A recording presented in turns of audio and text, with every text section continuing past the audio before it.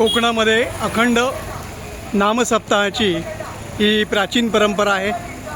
आज मी इथे आलेला आहे ते श्री देव भैरव अखंड हरिनाम सप्ताह सोहळा मांडवी आणि हे वर्ष आहे 110वं। 2026मध्ये 110 म्हणजे 1925 साली हा सगळा हरिनाम सोहळा अखंड हरिनाम सोहळा हा सुरू झालेला आहे। ही अत्यंत आकर्षक अशी कमान आहे रस्त्याच्या दोन्ही बाजूला आणि त्याच्यामध्ये केलेली ही रोषणाई। या गावागावातल्या हरिनाम सोहळ्याचं वैशिष्ट्य असं असतं की दरवर्षी त्या भागातल्या एखाद्या ग्रुपकडे व्यवस्थापनाची जबाबदारी असते। यावर्षी जे व्यवस्थापक आहे मायनाकवाडी म्हणजे मायनाकवाडी आहे त्यांच्याकडे ही सगळी व्यवस्था असते।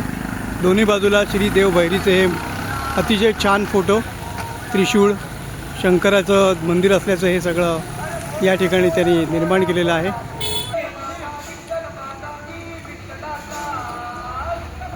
चल रोल। आणि आता आपण हे पाहतोय मी ह्या मांडवीच्या मंदिराच्या दिशेने चाललो आहे। जवळपास मला वाटतं 1 किलोमीटरपर्यंत संपूर्ण रस्त्याला ही रोषणाई आहे आणि आता मी एका टू व्हीलरवरती बसलो आहे। आजूबाजूला ही गर्द माडांची झाडी वगैरे सर्व असं आहे आणि अशा या आकर्षक वातावरणामध्ये हे भजनांचे सूर आता हळूहळू आपल्या कानावर येत आहेत। मंदिराला बघा सुंदर रोषणाई केलेली आहे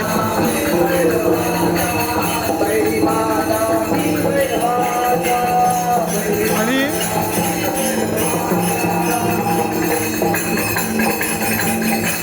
मी इथे मंदिराशी आलो आहे पण हे लायटिंग कुठपर्यंत केलं आहे जरा बघून येऊया फक्त।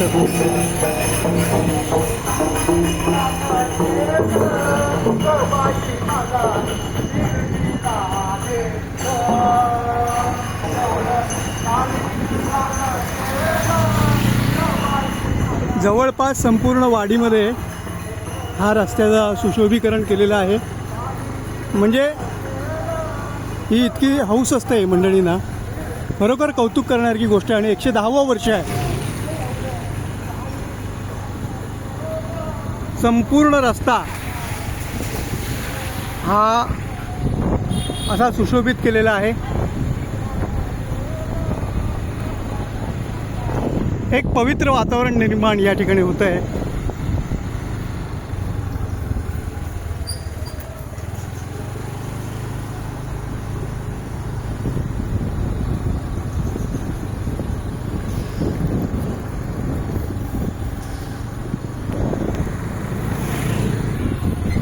हे वाटेमध्ये श्री दत्ताचं मंदिर आहे। या दत्त मंदिराचं देखील नामसप्ताह म्हणजे एक्का असतो हा गुरुवारी पार पडलेला आहे।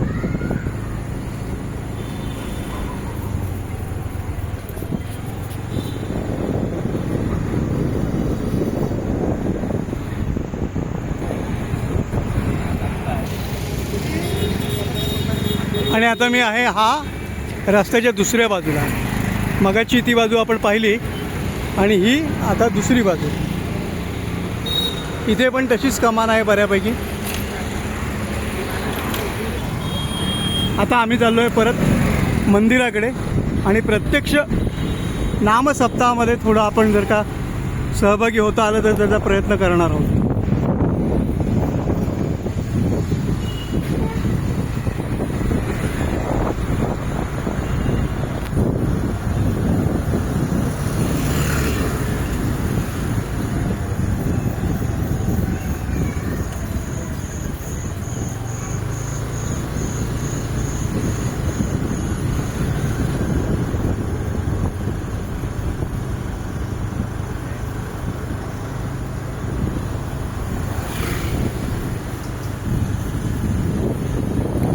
हे मुद्दाम आजूबाजूला आपण दाखवतोय ते नारळीची वगैरे झाडं आहेत आणि इथून समुद्रकिनारा अगदी जवळ आहे।